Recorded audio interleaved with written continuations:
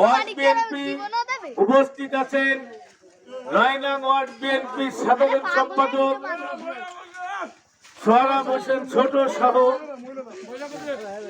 নির্বাচিত সকল সদস্য এবং অত্র এলাকার ধানের শীষের কর্মীবৃন্দ সকলকে জানাই ৯ নং ওয়ার্ডবাসীর পক্ষ থেকে এবং ৮ নং ওয়ার্ডবাসীর পক্ষ থেকে শুভেচ্ছা ও অভিনন্দন। আপনারা যারা এতক্ষণ মিছিল করেছেন আপনাদের প্রত্যেকের শরীর অতি ক্লান্ত, কারণ আপনারা মিছিল করেছেন থেকে শুরু করে আমার যে জায়গায় আসছেন প্রায় ৫ কিলোমিটার পথ আপনারা হেঁটে হেঁটে মিছিল করেছেন।